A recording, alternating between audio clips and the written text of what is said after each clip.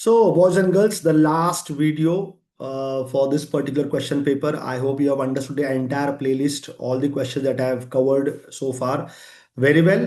Please keep liking these videos, keep sharing the videos, and please subscribe to the channel. So, the last question on beam loading, थोड़ा सा critical सा question है, ठीक है? मैं भी थोड़ा सा सोचने में पड़ गया था यहाँ पे. तो अगर तुम ऑब्जर्व करोगे, बीम लोडिंग दिया हुआ है, ठीक है? पॉइंट ए पे क्या दिया हमको? सो पॉइंट ए पे हमको दिया हुआ है हिंज सपोर्ट, और it is called as a pin support, ठीक है? तो हिंज सपोर्ट या पिन सपोर्ट है, तो यहाँ पे पता है ना, मोमेंट अलाउड रहता है, moment is allowed, but horizontal and vertical motion का जो हॉरिजॉन्टल वर्टिकल मोशन जो है वो अलाउड नहीं रहता, वो रेस्ट्रिक्टेड रहता है. तो since horizontal vertical motion is not allowed, वहां पे दो रिएक्शन आ जाएंगे, एच ए और वी ए. ठीक है, तो मैं तुरंत यहाँ पे एच ए और वी ए नाम का दो रिएक्शन बना देता हूं. ठीक है, तो ये हो गया एच ए और ये हो गया वी ए. ठीक है, सो एच ए और वी ए, ऐसे हमने दो रिएक्शन यहां पे बना दिए, H A and V A. ठीक है. Now why this question is critical, you are going to come to know, okay, as I proceed ahead in the question. उसके बाद फिर मुझे दिख रहा है ये 40 किलो न्यूटन का पॉइंट लोड, और it is also called as the concentrated load. और ये 20 किलो न्यूटन मीटर का कपल लोड दिख रहा है मुझको. ठीक है. Now you know a very interesting thing about the couple load. Couple load summation of F x और समेशन ऑफ एफ वाई में नहीं आता है, सिर्फ मोमेंट में आएगा. ठीक है, और वो भी उसका point of application does not matter. उसका यूनिट देखो, किलो न्यूटन मीटर दिया हुआ है, तो इसका मतलब है जब तुम मोमेंट लगाओगे तो उसको और वापस डिस्टेंस से मल्टीप्लाई नहीं करना है. ठीक है, तो 20 × 2 नहीं कर देना है. बहुत से लोग ये मिस्टेक कर देते हैं, 20 × 2 लिख देते हैं. तो कपल लोड जब आता है तो it does not matter at what particular point on the beam it is acting. ठीक है, उसका डिस्टेंस मोमेंट लेते वक्त नहीं लिया जाता है. और समेशन ऑफ एफ एक्स और समेशन ऑफ एफ वाई में तो वो लोड आता ही नहीं है. ठीक है, so be very careful about it. अब उसके बाद मुझे आगे दिया हुआ है, आगे दिया हुआ है ये UVL, isn't it? Uniformly varying load is given to me. ठीक है, उसका लोड इंटेंसिटी कितना है? 24 किलो न्यूटन पर मीटर होना चाहिए था, ये मीटर दे दिया है. ठीक है, तो वो भी एक चीज हमको यहाँ पे ध्यान में रखना है कि किलो न्यूटन पर मीटर है, ये किलो न्यूटन पर metre. So this is your load intensity of uniformly varying load. ठीक है, तो अगर ये यूवीएल दिया हुआ है तो इसका भी कॉन्सेंट्रेटेड लोड आएगा. ये जो कॉन्सेंट्रेटेड लोड है, ये हमको पता है कहां पे ऐड करता है, isn't it? It will act at 1/3 distance from the base, जो कि ये वाला बेस है उसका. ठीक है, and 2/3 distance from its apex. तो मैं अपेक्स से लेता हूं हमेशा डिस्टेंस, क्योंकि जब मैं मोमेंट लेने वाला हूं वो मेरा पॉइंट ए पे होगा. और मोमेंट पॉइंट ए पे क्यों होगा? क्योंकि वहां पे मैक्सिमम नंबर ऑफ अननोन्स है. ठीक है, सो हम क्या करेंगे, सिर्फ पॉइंट डी से उसका कितना डिस्टेंस है वो पता करेंगे. तो जल्दी से उसका डिस्टेंस पता कर लेते हैं. We know that it is going to be 2/3 from the point D. ठीक है, 2/3 from point D, 2/3 of the span. ठीक है, 2/3 of the span, so 2/3 into 3, this is going to be 2 metres. अच्छा, ये तो हो गया. अब इसका जो इक्विवेलेंट कॉन्सेंट्रेटेड लोड है वो कैसे दिया जाता है? It is given by half the entire span which is 2 metres. 2 metres, no sorry, the entire span which is 3 metre. तो स्पैन पूरा 3 मीटर का है, multiplied with the load intensity which is 24 kilo newton पर metre. So into 24, तो ये हो जाएगा 2 और 24 कैंसिल हो जाएगा, 12, 12 times 3, that is 36 kilo Newton. That is 36 kilo Newton. तो अभी तक ध्यान से देखो, अभी तक जो मैं बीम के ऊपर आगे आगे बढ़ रहा हूँ, लेफ्ट हैंड साइड से मैंने चालू किया और मैं राइट में जाने वाला हूं, तो अभी तक मेरे पास दो अननोन हो गया, एक एच ए और एक वी ए. ठीक है, अब अगला अननोन जो मिलने वाला है वो पॉइंट बी पे आएगा. पॉइंट बी पे क्या है? वहां पे एक रोलर सपोर्ट लगा के रखा है. तो रोलर सपोर्ट क्या करेगा? रोलर सपोर्ट एक ही सपोर्ट रिएक्शन देता है, isn't it? Roller support gives only one support reaction. ठीक है, तो यहां पे तुम आरबी बता दो, ये हो जाएगा आरबी, क्योंकि रोलर क्या है ना, it allows the beam to go in the horizontal direction, vertical direction में अलाउ नहीं करता है सिर्फ. तो यहाँ पे एक रिएक्शन आ जाएगा, यहाँ पे मैं आरबी लिख दूंगा. तो अभी तक मेरे अननोन्स हो गए तीन, एच ए, वी ए और आरबी. अब चौथा जो अननोन मुझे यहाँ पे दिख रहा है वो है ये पी, जो कि एक पॉइंट लोड है. अब इसके बारे में क्वेश्चन में कोई मेंशन नहीं किया गया है। ठीक है, चलो अगर मैंने मोमेंट भी ले लिया, मैंने यहाँ पे मोमेंट अबाउट पॉइंट ए ले लिया, तो मोमेंट अबाउट पॉइंट ए जब लूंगा तो एच ए वी ए तो वहां से निकल गए क्योंकि मोमेंट सेंटर से पास हो गए, लेकिन आर बी आएगा जो कि अननोन है, और पी भी आएगा। तो एक इक्वेशन में दो अननोन हो गए। ठीक है, अपने पास इक्विलिब्रियम कंडीशन तीन ही होता है, summation of F X, summation of F Y and moment. ठीक है, चौथा कोई इक्विलिब्रियम कंडीशन नहीं है। Summation of F X use करोगे तो उसमें से एच ए मिलेगा। अब ऑब्वियस सा बात है, एच ए का वैल्यू जीरो होने वाला है। पूरे बीम के ऊपर कहीं पर भी कोई हॉरिजॉन्टल फोर्स नहीं है। तो जैसे ही मैं summation of F X equal to zero लगा दूंगा, summation of F X equal to zero लगा दूंगा, एच ए का वैल्यू जीरो आ जाएगा। एच ए का वैल्यू जीरो आ जाएगा, और ये सब किलो न्यूटन में दिया हुआ है, तो किलो न्यूटन लिख देना वहां पे। ठीक है, एच ए का वैल्यू जीरो किलो न्यूटन्स। ठीक है, समेशन ऑफ एफ वाई लगाऊंगा तो वी ए एक अननोन हो गया, आर बी दो अननोन हो गया, और पी तीसरा अननोन हो गया। तो दूसरे इक्वेशन में तीन अननोन आ गए, और एक पहला इक्वेशन लिखा था दो अननोन के साथ। ये सॉल्व नहीं हो सकता है, ये दो इक्वेशंस इंपॉसिबल है सॉल्व करने के लिए, क्योंकि अगर तीन अननोन है तो तीन कंडीशन लगेंगे। एक कंडीशन ऑलरेडी एग्जॉस्ट हो चुका है। Please try and understand, summation of F X equal to zero exhaust हो चुका है, वहां से H A equal to zero मिल गया है। तो अब मेरे पास दो ही इक्विलिब्रियम कंडीशन बचे हैं, लेकिन अननोन्स तीन बचे हैं। तो ये सॉल्व नहीं हो सकता है बॉयज एंड गर्ल्स। इसीलिए हम क्या करेंगे, एक छोटा सा अजम्पशन कर लेंगे। दो अजम्पशन कर सकते हो तुम यहाँ पे। एक तो तुम पी का कोई वैल्यू अज्यूम कर लेना, एक तो तुम पी का कोई वैल्यू अज्यूम कर लेना और ये क्वेश्चन को सॉल्व कर लेना। University is very considerate to give you full marks for the question if you have attempted the question.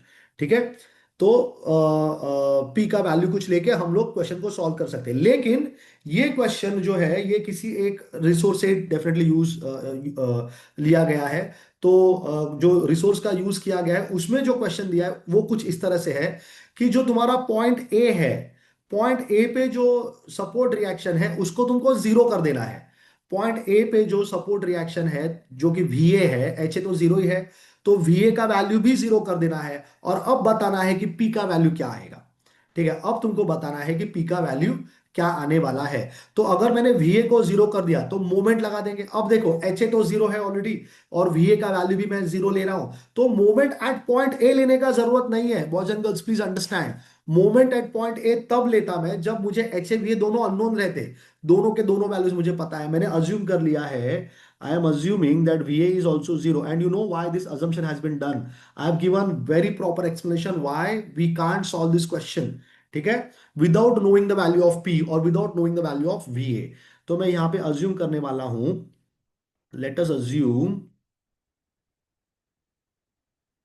let us assume that VA is going to be zero. That is why now I'm going to take the moment about point B.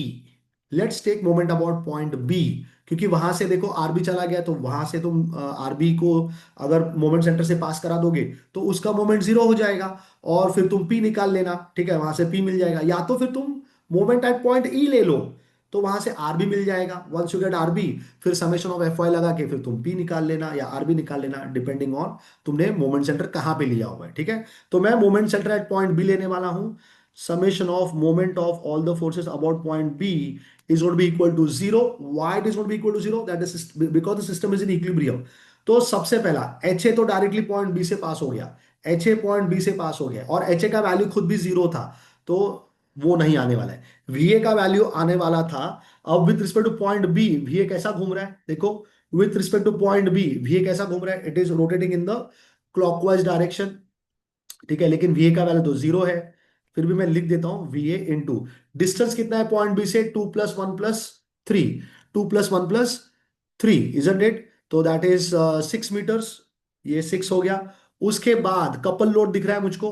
ठीक है, couple load 20 kilo newton metre का, 20 kilo newton metre का जो couple load है वो ले लूंगा मैं। ठीक है, वी ए का वैल्यू हो गया 20 किलो न्यूटन मीटर कपल, जो कि क्लॉकवाइज में घूम रहा है, इजंट इट? क्लॉकवाइज में घूम रहा है वो।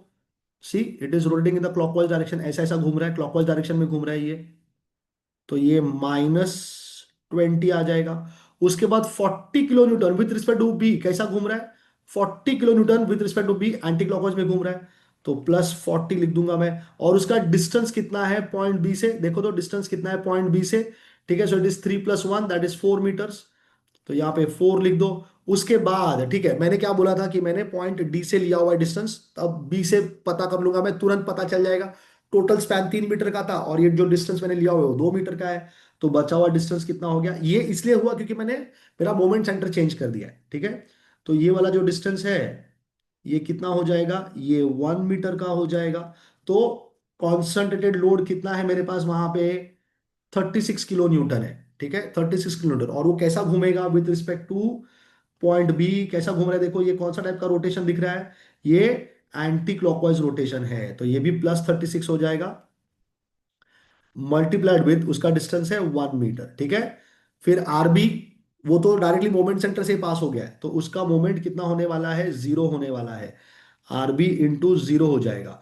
और उसके बाद फिर जो अननोन हमारा है पी, अब with respect to point B कैसा घूम रहा है, कैसा घूम रहा है, कैसा घूम रहा है, क्लॉकवाइज में घूम रहा है, तो माइनस ऑफ पी इंटू उसका डिस्टेंस कितना है, उसका डिस्टेंस अगर तुम देखोगे तो 1 मीटर का डिस्टेंस है from point B, this is equal to 0, ठीक है। तो यहां से देखो कितना इजीली पी का वैल्यू मिल जाएगा, ठीक है। तो माइनस पी को उस तरफ भेज देंगे तो प्लस पी बन जाएगा, so P becomes equal to -20 plus 40 × 4 that's 160 plus 36। तो जल्दी से ये आंसर निकाल लेंगे, आंसर पॉजिटिव आएगा, आंसर पॉजिटिव आएगा, इसका मतलब है, सही किया ना हमने, माइनस पी को उधर भेजा, -20 प्लस 160 प्लस 36। अगर आंसर पॉजिटिव आया है इसका मतलब जो डायरेक्शन हमने लिया है वो बिल्कुल सही है। सो पी का वैल्यू मुझे मिला है 166 kilo newton going in the downward direction. Since it is my answer, I am going to highlight this answer, ठीक है। मैंने अज्यूम किया है कि वी ए का वैल्यू 0 लिया हुआ है, ठीक है। अब देखो खेल खत्म हो गया, मोमेंट एट बी ले लिया, अब तुम summation of F Y equal to 0 ले लो, जितने सारे वर्टिकल फोर्सेस है सबको ले लेना। तो वी ए ऊपर की तरफ जा रहा है तो उसका वैल्यू 0 हो जाएगा, वी ए ऊपर की तरफ जा रहा है तो उसका वैल्यू 0 हो जाएगा, ठीक है। सो वी ए 0, ऊपर की तरफ जा रहा है इसलिए 0 नहीं है, उसका वैल्यू ही 0 था, ठीक है। दिस इज 0 किलो न्यूटन, हमने अज्यूम कर लिया है कि वी ए का वैल्यू 0 लिया है। फिर 20 किलो न्यूटन मीटर नहीं आएगा, कपल लोड नहीं आता है समेशन ऑफ एफ एक्स और एफ वाई में। 40 किलो न्यूटन जो है वो आएगा, that is travelling in the downward direction, तो -40 डाउनवर्ड हो गया, ठीक है। उसके बाद थोड़ा और आगे जाएंगे, आगे जाएंगे तो 36 किलो न्यूटन का एक पॉइंट लोड मुझे वापस दिख रहा है जो डाउनवर्ड डायरेक्शन में जा रहा है, तो -36 लिखा जाएगा। उसके बाद आरबी ऊपर के डायरेक्शन में जा रहा है तो प्लस आरबी लिखा जाएगा, ठीक है। और फिर पी डाउनवर्ड जा रहा है which was -176, this must be equal to 0। तो अब यहां से देखो कितना इजीली आरबी का वैल्यू मिल जाएगा, वी का वैल्यू तो 0 है, तो आरबी का वैल्यू हो जाएगा 40 प्लस 36 प्लस 176, तो आरबी का वैल्यू, और आंसर पॉजिटिव आया है इसका मतलब है जो हमारा डायरेक्शन है आरबी का वो भी सही है। सो 40 plus 36, the answer is coming 252 kilo newton going in the upward direction. Please highlight your answer boys and girls, ठीक है, ये हमारा फाइनल आंसर था, ठीक है। सो that is how we complete our paper, boys and girls. I am pretty confident that you have understood this entire paper very well, isn't it? ये पूरा paper आपको बहुत अच्छे से समझ में आ गया है, ठीक है। सो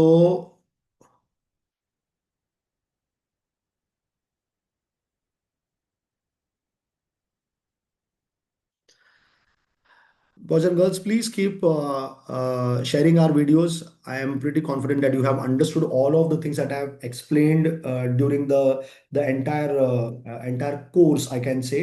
So where I have solved two different question papers and I have done justice to all the questions, ठीक है। जितना मेरे से हो सका उतना मैंने explanation दिया हुआ है, and I'm hoping that you will like all this work, and you will keep sharing this work with your college friends. So, boys and girls, that's all from me in this particular semester. I wish you all the very best for your end semester exams. We'll meet again with a new topic and a new question paper. Till then, boys and girls, have a great day ahead.